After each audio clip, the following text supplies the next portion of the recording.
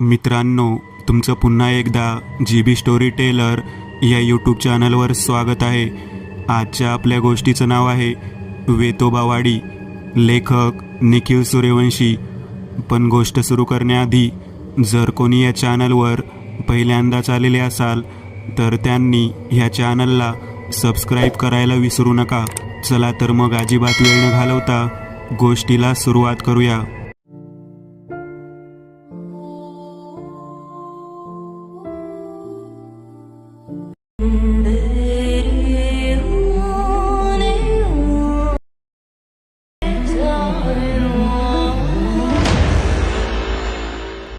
एकदंत, तुम्हाला भेटायला कोणीतरी मुलगी आली आहे. कपाटामध्ये एकदंत काहीतरी शोधत होते तेव्हाच केशव खोलीच्या दरवाजामध्ये येऊन बोलला, तिला हॉलमध्ये बसव, मी आलोच. असं बोलून एकदंत पुन्हा त्यांच्या कामाला लागले. त्यांना हवी ती वस्तू मिळाल्यानंतर त्यांनी कपाट बंद केले आणि ते खोलीमधून बाहेर आले. समोर सोफ्यावर जवळपास 25ची तरुणी बसलेली. एकदंत यांना पाहून ती उठून उभी राहिली. एकदंत यांना जो कोणी पहिल्यांदा पाहत असे त्याच्यावर त्यांच्या व्यक्तिमत्वाचा विलक्षण प्रभाव पडायचा. ते तिच्या समोर जाऊन बसले आणि तिला बसण्याची खूण केली. कोण तू आणि काय काम काढलं माझ्याकडे? त्यांनी विचारले. मी नलिनी, मला तुमची मदत हवी आहे. माझे बाबा गेले काही दिवस बेपत्ता आहेत. पण यात मी काय मदत करणार? तुम्ही पोलिसांना कळवलं ना? हो, ते तर मी दुसऱ्याच दिवशी त्यांच्याकडे गेले होते. माझी तक्रार लिहून घेतल्यानंतर 2-3 दिवसांनी मला त्यांनी बोलावून घेतले. बाबांच्या फोनचे लास्ट लोकेशन डोंगर सुभ्याजवळ असलेल्या जंगलाजवळ होते. पोलिसांनी तिथे जाऊन तपास केला पण काही हाती लागले नाही. म्हणून तू थेट माझ्याकडे आलीस? नाही, मी स्वतः त्या डोंगर सुभ्यात जाऊन आले. तिथे काही माहिती मिळते का ते पाहिलं. तेव्हा तिथल्या काही लोकांकडून मला वेतोबा वाड्याची माहिती कळाली. मला शंका आहे त्या वाड्याचा आणि माझ्या बाबांच्या गायब होण्याचा काहीतरी संबंध आहे. पण हा वाडा नक्की कसला आहे आणि तुला असं का वाटतं? कारण माझे बाबा याआधी देखील त्या वाड्यात गेले होते. मला त्या वाड्याबद्दल सांग आधी. कसला वाडा आहे तो? कोणाच्या मालकीचा? सध्या तरी तो वाडा ओस पडलेला आहे इतकंच मला माहिती आहे. हे तुला तुझ्या बाबांनी सांगितलं का? नाही, बाबा मला कधीच त्यांच्या कामाच्या गोष्टी सांगत नव्हते. कामाच्या गोष्टी म्हणजे नक्की काय करतात ते आणि त्यांचं नाव काय? त्यांचं नाव माधव. ते आर्किओलॉजिस्ट आहेत. सध्या ते एका वस्तुसंग्रहालयात कामाला आहेत. पण फावल्या वेळात ते अशा जुन्या वास्तूंचा अभ्यास देखील करतात. आणि तुला त्या वाड्याबद्दल कसं कळलं मग? मी बाबांच्या खोलीत काही मिळते का हे पाहत होते तेव्हा मला एका कपाटात त्या वाड्याचे काही कागद मिळाले. त्यात नकाशा वगैरे होते. जेव्हा मी त्या गावात गेले तेव्हा मला तिथल्या लोकांकडून त्या वाड्याबद्दल कळले. तेव्हा मला शंका आली म्हणून मी त्या लोकांकडून वाड्याची अजून माहिती घेण्याचा प्रयत्न केला. तेव्हा मला कळलं त्या वाड्याबद्दल गावात राहणाऱ्या लोकांमध्ये अनेक प्रवाद आहेत. कसले प्रवाद? हेच की तो वाडा झपाटलेला आहे, श्रापित आहे, म्हणून तू माझ्याकडे आली. हो, मला आशा आहे तुम्ही तरी माझी मदत कराल. तिथे काही विचित्र आहे का हे जाणून घेण्यासाठी आपण त्या गावात जाऊन पाहायला पाहिजे. कारण तो वाडा तू देखील पाहिला नाहीये.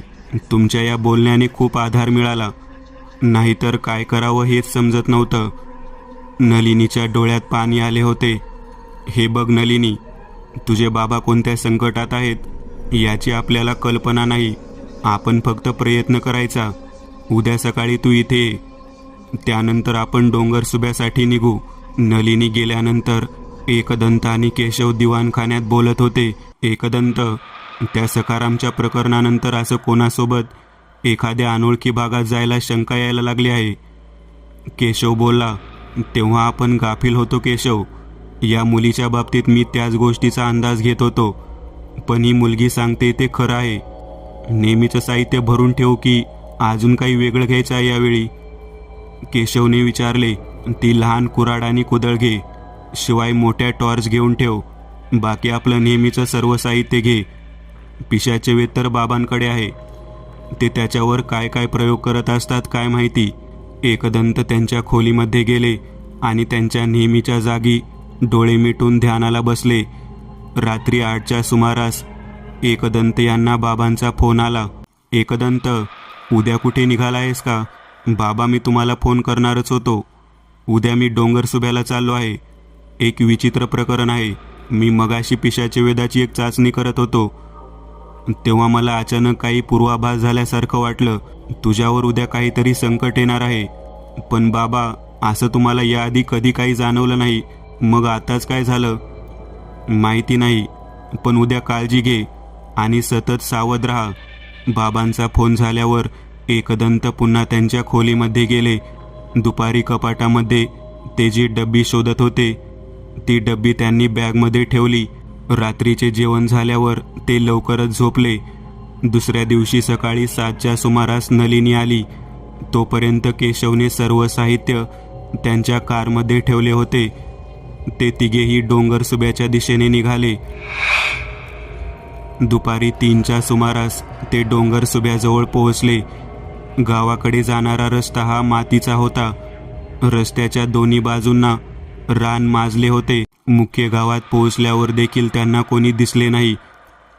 एकदंत, मी मागच्या वेळी गावात आले होते तेव्हा माझी कानडे यांच्यासोबत ओळख झालेली. त्यांच्या घरी जाऊयात का? नलिनीने विचारले.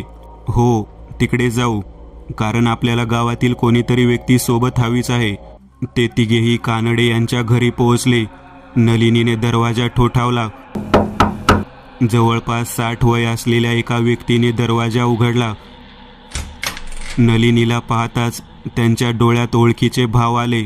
नलिनी, तू आता इथे? हो काका, माझं काम होतं म्हणून पुन्हा आले. आणि हे कोण? ते एकदंत आहेत. तेच मला या प्रकरणात मदत करत आहेत. बरं, आत या. कानडे यांचे जुने कौलारू घर होते. बाहेर दिवाणखान्यातच ते चौघे बसले. त्याचवेळी आतून कानडे यांच्या पत्नी मेधा बाहेर आल्या. नलिनी, तू परत?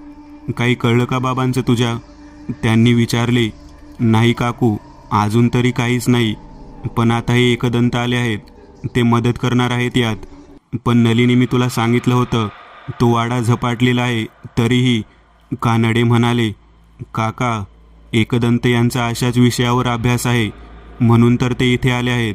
नलिनी बोलली. कानडे, मला तुमची थोडी मदत हवी आहे. त्या वाड्याबद्दल तुम्हाला काही माहिती आहे का? तो वाडा गावापासून थोडा लांब आहे. तिथे लोकांना काहीतरी विचित्र अनुभव येत असतात, म्हणून गावातील कोणीही त्या बाजूला फिरकत नाही. आता तर तिथे जायचा रस्ताही राहिलेला नाही. सगळीकडे झाडी पसरली आहे. त्या वाड्यात कधी कोणाला जाताना तुम्ही पाहिलं आहे का? इतक्यात तर नाही. कधी कधी गावातला पुजारी त्या वाड्यात असलेल्या मंदिरात जात असतो. तो वाडा कोणाच्या मालकीचा आहे? पण तो वाडा जवळपास 300 वर्षापूर्वी इथल्या सुर्वे सरदारांनी बांधला होता. नंतर ब्रिटिशांनी तो ताब्यात घेतला. ते गेल्यानंतर शहरातल्या एका श्रीमंताने तो विकत घेतला. सुरुवातीला त्याने लक्ष दिले, पण नंतर तो पण इथे फिरकला नाही. तेव्हापासून तो वाडा ओस पडलेला आहे. पण त्याला वेतोबा वाडा असे नाव का पडले? त्या वाड्याचे मूळ पुरुष संताजी सुर्वे हे वेतोबाचे भक्त होते. त्यामुळेच कदाचित त्यांनी हे नाव दिले असावे. आरवली गावात वेताळाचे स्थान आहे, तसे स्थान त्या वाड्यात देखील आहे, अशी आख्यायिका आहे. आता मी आणि केशव त्या वाड्याकडे जाऊन येतो. तिथे गेल्याशिवाय तर काही समजणार नाही. एकदंत म्हणाले. एकदंत, मी तुमच्यासोबत येते. नलिनी म्हणाली. नाही, तिथे नक्की काय प्रकार असेल याचा अंदाज नाही आपल्याला, त्यामुळे तुला नको म्हणतोय. नाईलाजाने नलिनी शांत बसली.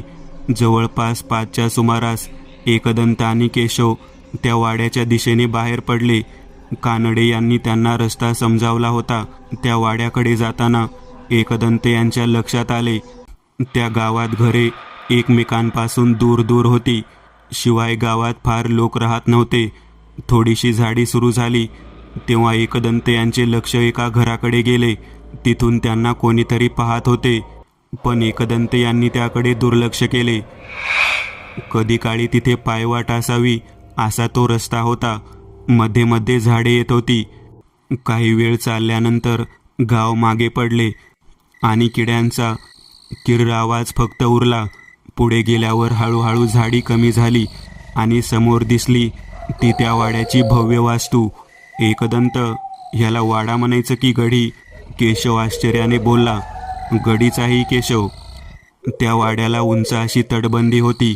त्यात पुढे 2 आणि मागे 2 असे 4 भव्य बुरुज होते. मुख्य दरवाजा तुटलेल्या अवस्थेत होता. काही पायऱ्या चढून ते दरवाजात आले. समोर मोकळी जागा होती आणि त्याच्या पुढे आणि उजव्या बाजूला जीर्ण झालेली यल आकाराची 2 मजली इमारत होती. समोर अनेक खोल्यांचे दरवाजे होते. त्या मोकळ्या जागेत काही झाडे झुडपे उगवलेली. एकदंत त्या मोकळ्या जागेमध्ये आले. त्यांनी ती वास्तू निरखून पाहिली. काही ठिकाणी भिंती ढासळलेल्या, दरवाजे जीर्ण होऊन अर्धवट पडलेल्या अवस्थेत होते, पण मूळ पाया अजून शाबूत होता. आजूबाजूला कसलाही आवाज नव्हता. ढग दाटून आले होते. एकदंत पुढे चालले होते. तोच एका खोलीमधून एक वटवाघूळ वेगाने फडफडत त्यांच्या दिशेने आले. दचकून ते खाली वाकले. वटवाघूळ दुसऱ्या दिशेला निघून गेले. एकदंत, आता काय करायचं? केशवने विचारले. ते माधव इथे आले आहेत का हे शोधायचं आहे आपल्याला. इथल्या खोल्यांमध्ये जाऊन पाहायला हवं. बाहेर उजेड असला तरी खोल्या अंधारलेल्या होत्या. ते दोघेही पहिल्या खोलीमध्ये आले. धूळ आणि जळमटांनी भरलेली ती खोली होती. एक कोंदट वास भरलेला. ती खोली पाहून ते दोघे बाहेर आले. त्यानंतर काही खोल्या सोडून त्यांना एक मोठी खोली दिसली. ते दोघे आत आले. ही मोठी खोली देखील धुळीने माखलेली. त्यातून मागच्या खोलीमध्ये जाणारा दरवाजा होता. तिथे पूर्ण अंधार होता. केशवने एक टॉर्च सुरू केली. खोली प्रकाशाने उजळली. तिथे एका बाजूला चूल होती. समोर काही फडताळे होती. शेजारून वरती जाणारा लाकडी जिना होता. पण सर्वत्र धुळीचे राज्य होते. एकदंत परत येण्यासाठी दरवाजामधून मागे फिरले आणि जागीच थबकले. काय झालं एकदंत? केशवने विचारले. जमिनीवर बघ. तिथे धुळीत त्यांच्या चपलांचे ठसे होतेच, पण त्यासोबत पायांचे ठसे देखील उमटलेले. पूर्ण कथेची लिंक ह्या व्हिडिओच्या कमेंट बॉक्समध्ये मिळेल. चॅनलची मेंबरशिप जॉईन करून तुम्ही ही कथा पूर्ण पाहू शकता.